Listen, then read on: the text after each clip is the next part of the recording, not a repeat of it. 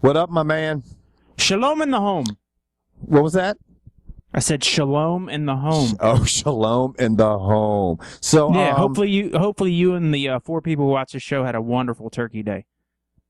Yeah. Oh, you mean this weekend's past event? No, man, I'm talking about Thanksgiving. We just had Thanksgiving. Fuck the UFC. I'm talking about Turkey Day. I was throwing down on Thanksgiving, dude. But you know what? I do realize that does not surprise me. I cannot eat like I used to. I mean, the food was so good, but I seriously, I tapped out after like one big full plate. I was like, I can't do this shit. I'm gonna fucking project. Do you guys do fried turkey? You said no. We didn't do no fried turkey. Very funny, motherfucker. But we did have a watermelon side. I sake boo boo. Shocker. Maybe some greens, some cornbread. Cornbread. Yeah. We you know what we had? We didn't have any of the traditional Southern cooking shit. We had turkey, sweet potato. We had sweet potato like with crusted with marshmallows, mashed potatoes, all kinds of pies. Green bean casserole. George had to visit his family, and his family invited one of their punk-ass neighbors. Yeah. And I don't know if y'all catch this vibe yet, but I'm not above hitting a woman, and this woman was pushing my buttons close enough to where Jessie looked at me, and she's like, we need to go, don't we? I was like, yeah. What was she doing? Yes. I know you guys are probably, real quick, George, I mean, I know you guys, if guys who are new to this show, George and I just talk about our shit, okay? So right, no, she was making one-off comments to my mom, and I'm just like, dude. She's like, making comments to your mom? Yeah, she was just like making these one-off, like unneeded, unnecessary. She's one of those people, and trust me, all y'all have been in this situation where y'all are in a group, and as a group, you're supposed to, conversate as a group, eat as a group, do things as a group, and you get that one asshole, whether it's a woman or a man, who has to talk above everyone else, has to draw the attention to themselves, and then wonder why everyone talks shit about them. Right. Shut your mouth. And that's what she was doing. She was just making one-off comments, like to the point where, I mean, and Kevin's been around me enough to know I don't have a problem expressing my opinion, especially if you're going to get on one of my family members, because my mom wouldn't harm a fly. And here you are running off at the mouth. And I'm like, dude, I'm about to hurt this bitch's feelings. Right. You should have. That shit would have been fun. She looks like a broke down fucking Carrot Top with the fucking wild ass fucking. Your mom is so just like laid back. Yeah, like, and that's why this woman kept piping off, and I was just like, dude, this is about to get, I'm going to hurt this bitch's feelings. And I'm just like, you know what, I'm not going to. This is Thanksgiving. I'm just going to be quiet. You're a better person than I am.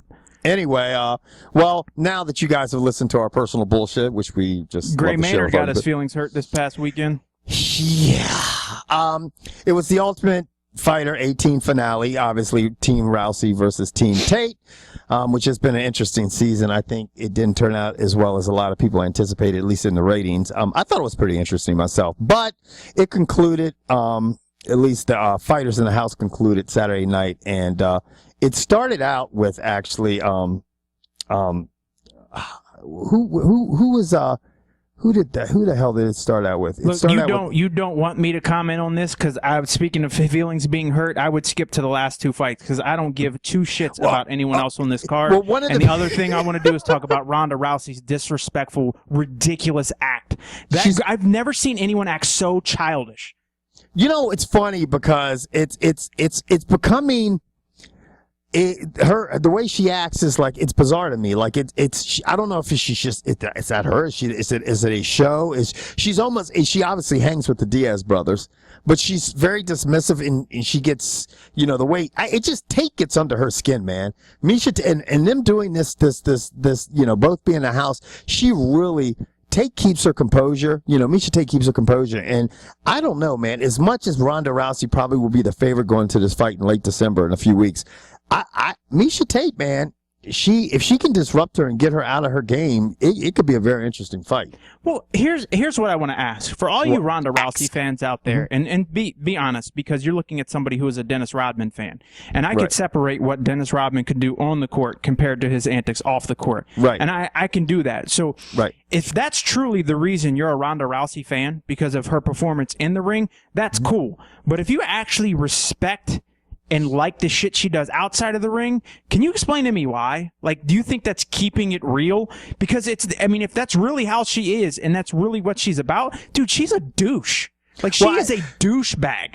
Well, after her fight or loss, and we'll get to the fights. I mean, obviously Raquel Pennington beat Roxanne Modafferi, and then Jessamine Duke defeated Peggy Moran, and then Chris Holtworth defeated David Grant. And then the main, the co-main event fights were Juliana Pena, who was Miesha Tate's girl, going up against Jessica Rakowski. And that was, and you've been saying for weeks that this girl was going to win the whole damn thing. I said that. I thought for sure Juliana Pena would win. I mean, she's good. I mean, and she the people she beat to win this was impressive. I mean, first of all, she beat Shayna Baszler. I mean, this girl's a seasoned pro, and she beat her in the second round and submitted her. So that was impressive. She was a heavy underdog going into that. But anyway, obviously Miesha Tate's team came out on top with Miesha Tate getting that with Juliana Pena getting that victory.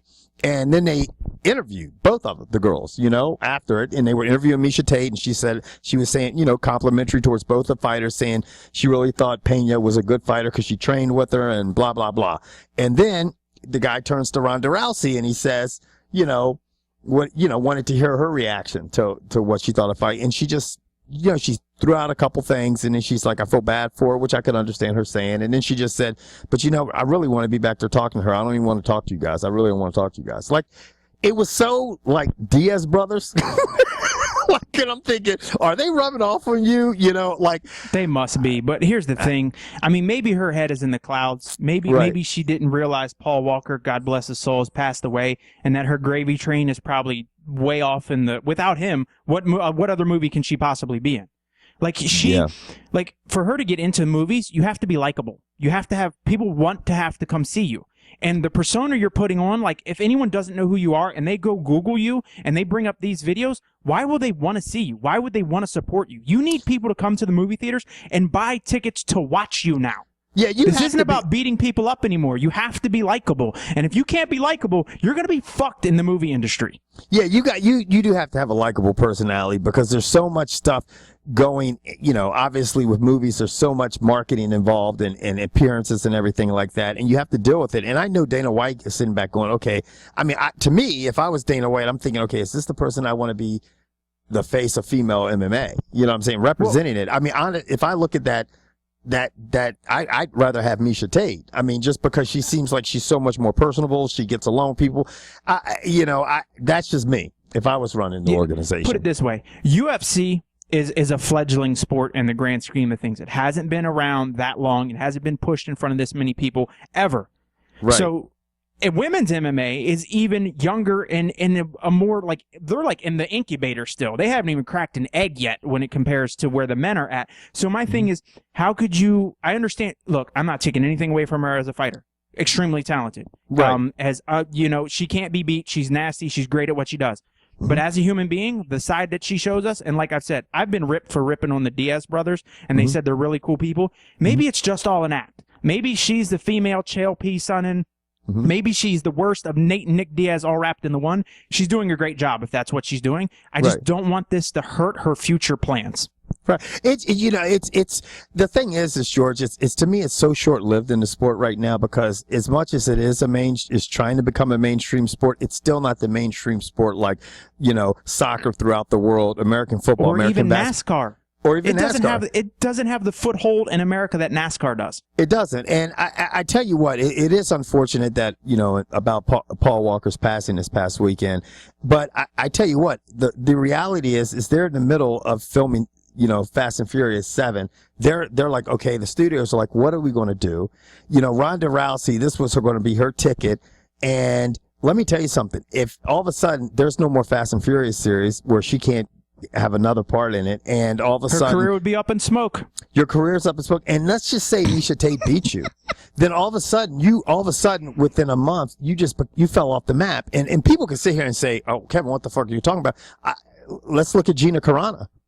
Gina Carano was, where is she? What are you hearing about Gina Carano now? I mean, and Gina Carano to me is, you know what? I wish we could jump in the Wayback Machine, because I'm pretty sure I used to do a sports show with two people One was a guest, and one sat right next to me, almost yapping in my ear, as the other one sat adjacent of me, yapping about how much of a movie star she's going to be, and how big she's going to be in the industry, and how the industry's just going to eat her up, and she's going to be in so many movies. And I understand she's going to be in the next Expendables, but outside of those action roles, what is she going to do? She's only done, what, 2 movies? And who saw the fucking fighting movie that went straight to DVD? To me, honestly, I think far more people find Gina Carano more sexier than Ronda Rousey. I just do. I think she's a lot more marketable. She's a likable girl. People like her. They gravitate to her. She's nice. And I think that's going to take, like you said, it's going to take you a lot farther in Hollywood. And women's MMA, I mean, in the UFC, it's still young. A lot of people don't even know about that. I mean, honestly, everybody watching this show, if I said name 10 female, bantamweight fighters in the UFC, most people fighting, watching the show would have a problem doing that, Right. I wonder if she can wrap her head around what's going on in that movie set with the loss of Paul Walker. Excuse me? Too soon? Anyway, so Nate Diaz fought Gray Maynard. And it happened. Nate Diaz fought Gray Maynard. And it was the 3rd time they met. And Nate absolutely destroyed him. I didn't pick it. I thought this fight would go the distance. I'm glad to see Nate finish the fight. For any of you who need a good laugh, you need to watch the Nate Diaz interview after the fight. That's the best part of the whole damn fucking card. He makes Roger Mayweather look like a Rhodes Scholar in English. That was one of the most abominable attempts to speak the English language I've ever seen. But it was great. He at the end, he just is like, look, man, I got things to do, man. I'm fucking hungry. Yeah. He just doesn't give. I mean, that's the kind of shit I like. I'm not going to sit here and fucking front like I don't. I get when the Diaz brothers get a mic in front of their face, I get fucking fired up like shit. I'm like, okay, here it comes. I just cannot wait to hear the shit. Because they're just going to speed straight through it and try to get to the end. Well, yeah. So, I mean, but, getting back to the fight, he just housed Gray Maynard. I mean, he put together, and, Gray Maynard's had problems with, Frank Yeager. Frank Yeager's a decent boxer. He gets in these late rounds. If you have somebody that's got great hands, that seems to always have been the bad formula for Gray Maynard. And Nate Diaz put it together to the point where they stopped it, and then he took 4 steps and just fucking face planted, or fell down. Have you ever had a blooming onion? A blooming onion? Yes. From Outback? Yes. Yes. Okay. Because I figured, I mean, that's a nice segue to our next part of this show. Yes, it is. Because we're going to have. There's in what George is saying when he's saying blooming onion, he's talking about the next event, which is going to be held in Australia, and that's UFC Fight Night 33, which is going to be Mark Hunt versus Antonio Bigfoot Silva. This is an interesting card, George, because there's going to be a lot of cats are going to sleep. Yeah, people are going to sleep, and we'll go ahead. They better have the tape from the prelims and the Facebook card and the Denny's card ready to roll, because I'm gonna guess that 1, 2, 3, the top 3 fights aren't going to, actually 4 out of the 5 fights have no potential to go the distance, because you're dealing with 2 heavies and 2 light heavies who like to throw. Shogun looks like a punching bag as of late. Pat Barry tries to destroy everyone. Ryan Bader has a chin made of paper mache, and Mark Hunt and Antonio Silva are going to be swinging for the fences. They're going to be swinging for the fences. I mean, the first fight on the main card is a middleweight fight between Dylan Andrews and Clint Hester. If you guys aren't familiar with these 2 guys, they were in Ultimate Fighter the season before the one happened. That's with Sonnen versus tell us wrong with me. Team That'd be 17. Yeah, Ultimate Fighter. The Ultimate Fighter 17. I guess it was it Anderson versus Chael? Huh? No, or was it John Jones. John Jones, that's what it was. Jones versus Sonny. God, I lost my train of thought. But Clint Hester actually was very interesting, because this guy looked pretty impressive in the house, and I'm curious to see what he's going to do against this guy. Well, Dylan we know Andrews. He has outstanding wrestling, and we know he has decent hands, so it'll be interesting to see how he matches up against Dylan Andrews. Now, I would like to see Clint win, because I thought he had the best shot at winning in the house till he got beat. Yep. Whoops. Now, Pat Barry is going to fight his Australian counterpart. I mean, if there's another guy that looks like Pat Barry, is this guy that's all tatted up. And I don't know a lot about this guy. I know that his first name is Soa, S-O-A, kind of like Sons of Anarchy, but I don't know I couldn't pronounce his last name. It's Palele, I think. Palele. I think Sounds that any good of to our me. Australian friends, please tell me how to pronounce that, because I know you guys will be like, Kevin, you don't know what the fuck you're talking about. I know someone's going night. Huh? I know someone's going night. Someone is definitely going to go knock, because this Pat Barry, we know he puts people to sleep, and he's been put to sleep. And the guy he's fighting has 22 total fights, 19 wins, and 15 of them are by knockouts. So somebody is going to go to sleep. Somebody is definitely going to go to sleep. Yeah, that's not making it out of round one. That's not going to make it out of round one. Now I'm gonna go with the hometown guy, because just because he doesn't have the long trip, the time difference, none of that. I'm gonna go with Palele. Soa. It's got to be Soa. It's got to be his first name. Now, the next one is Ryan Bader. Okay, and he's going up against this guy who Anthony Perosh, but who's, you know, I don't know. I don't know what to say about Anthony. It seems like not too long ago we were talking about how Ryan Bader had a shot at being the 205 champ. He was going to be the next biggest thing. And then it seemed like ever since that loss to John Jones, dude, his career has gone downhill. Yeah, it really has, you know. And he's 3-3 in his last 6 fights. 3-3 since fighting John Jones. Now, let me ask you something. Was this guy Perosh, was he the guy that fought Ryan Jimmo and it was like a crazy fight and Jimmo came back and knocked him out? I think it was. I think it was. But anyway, he's going to be fighting Ryan Bader. I mean, I'd love to say this guy, you know, he's had 21 total fights. He's had 14 wins. So obviously he's had 7 fucking losses. And 5 of his losses have come by knockout. So he's been knocked out. You know, he gets knocked out a lot. And yeah, you know, your boy's the one who lost to Ryan Jimmo. Yeah. Actually, no, I don't really think it was a comeback, because he got knocked out in 7 seconds in the first round. Okay, maybe that's what it was. Okay, whatever. I'm all fucked up with this shit. But I just don't think he is going to have anything. Ryan Bader struggled, you know, against some pretty decent opponents, whereas this guy to me is I don't know. Ryan Bader should put this cat away and win. He really should. It's almost like they're giving a Bader a hand. You say, hey, you know, because I think they like Bader. I mean, he's fought. Oh yeah, dude. You know, he's a good-looking dude. He's articulate, and he's one of the bigger guys in the UFC. And I mean, I think they had big plans for him. I think they could have used him as a poster boy. And until he gets his career back on track, he's going to be regulated to fighting cans on the bottom of cards. Now, this next fight is a light heavyweight fight between Miesha Shogun Hua and James Tahuna. And this one I find bizarre because it seems like such a mismatch. And it might just be because they want a big name fighter fighting an Australian fighter. You know what I mean? But I just think, I mean, maybe, I don't know, maybe Shogun, they feel like Shogun's on the decline or whatever. And you know, maybe Tahuna will surprise me and put Shogun away, but I just don't see that happening, dude. I tell you what, if Shogun loses this fight, he might seriously want to start considering hanging it up. Yeah, because because this guy Tahuna. Look, let's face it. From a talent perspective, on pure talent, Shogun is way more talented than this kid. But here's the problem: in Shogun's last 6 fights, dude, he's only won 2. He's 2-4. He got tapped by Chael Sonnen. He went the full distance versus Gustafsson. He beat Brandon Vera, which. Mm-hmm. And then he lost to Dan Henderson, beat Forrest Griffin, and lost to John Jones. So I mean, his losses, with the exception of Chael Sonnen, are pretty. You know, I mean, they're pretty high end people. You know what's funny is the people that James Tahuna has lost to is pretty impressive. He's lost to Glover Teixeira. Okay, he's lost to Alexander Gustafsson, and then back in 2007 he lost to Hector Lombard. And I mean, and then it was. I think, and I'm sure, and I know I'm cutting you off, but I think Shogun will probably be the favorite without looking at the card based on name alone. But I think James Tahuna is going to win this fight. You do? Yep. Yeah, you think he just might? You know, and you know what, George? You know what? I'm gonna agree with you, man. I think he might win this fight because he's fought some really good people lately and hung in there. So I just think in our time we've watched great fighters decline. And they didn't know when to get out.